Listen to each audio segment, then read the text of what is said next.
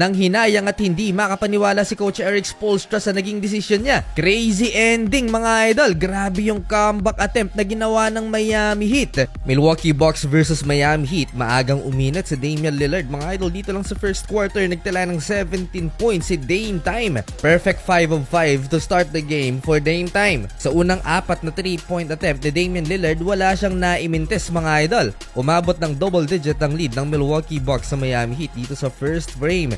Wala pang Giannis Antetokounmpo yan. Jimmy Butler pinisikal ni Gary Trent Jr. Sinadya mga idol na pabagsakin si Jimmy Buckets. Natawagan si Gary Trent ng flagrant penalty foul 2. Muntik pa silang pumang-abot ni Terry Rozier na sumali din sa eksena na tinulak naman si Gary Trent. 31-20 at the end of first quarter, lamang ng 11 points ang visitors. Second quarter, still in control ang Milwaukee Bucks. Double digit pa rin ng kanilang kalamangan nang ibinalik si Damian Lillard sa court. Bumitaw kaagad ng deep 3-pointer. Pinagpag din niya ang depensa naman ni Jimmy Butler 1-on-1 with a step back mid-range jumper for Dame Time.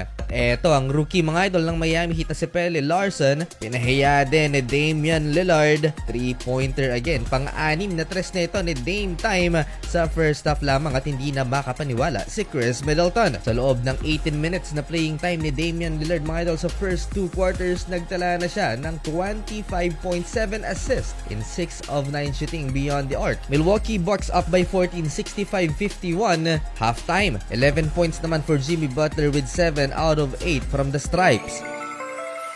Third quarter, mainit pa rin si Damian Lillard. 3-pointer sa pagsisimula ng third quarter at 3-pointer again kontra pa kay Bam Adebayo. Step back. 30-point game for Dame Time. Lobo na din sa 22 points ang lamang ng Milwaukee Bucks 76-54. Maaga tuloy napa-timeout si Coach Eric Spoelstra para mag-adjust ng kanilang depensa. At dito na nga, nag-apply ng pressure ang Miami Heat kay Damian Lillard at tino-double team na siya ng Miami.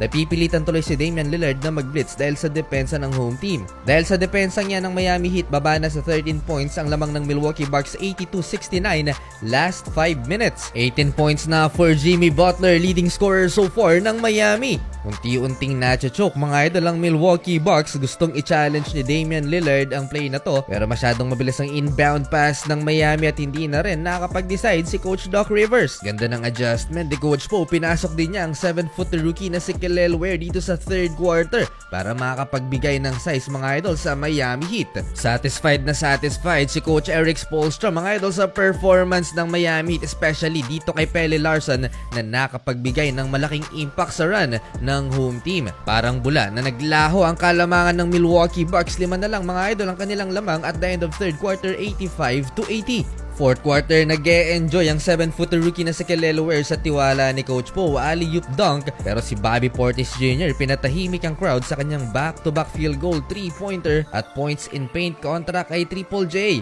Now it's a game of adjustment. Another game plan for Coach Eric Spoelstra. Pinasok naman si Bam Adebayo to take charge of Bobby Portis Jr. Nilalayo ni Bam si Bobby sa paint para maiwasang makakuha pa ng offensive rebound. Walang sinasayang na possession ng Miami Heat. Rozier with the back-to-back field goal. Baba na lang sa dalawa ang lamang ng Milwaukee 93-91. Down the stretch, still in chase mga idol ang Miami Heat para sa kanilang first lead dito sa second half. Bam Adebayo with a monster rebound and a monster dunk.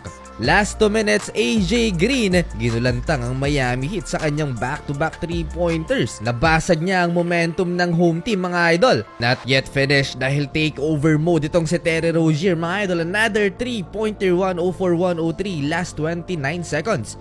Game on the line, last 4 seconds mga idol. AJ Green, another 3-pointer. Nag-celebrate na ang Milwaukee Bucks pero napakatalas ng mata ng isa sa official at tinawagan ng shot clock violation ang Bucks. Sayang yon, sabi ni Coach Doc Rivers. Game winner na sana for the win. Instead na 2 points lang sana for the Miami Heat. Nag-take ng 3-pointer si Tyler Hero. Nagmintis. Parang nagsisi si Coach Poe mga idol sa desisyon niyang 3-pointer instead of 2 points lang sana. Sa huli, panalo pa ang Milwaukee Bucks. Exciting ang bakbakan sa NBA Cup mga idol. Eto at may 12,000 pesos bonus ang 1xBet mga idol. Nasa comment section ng link at ating promo code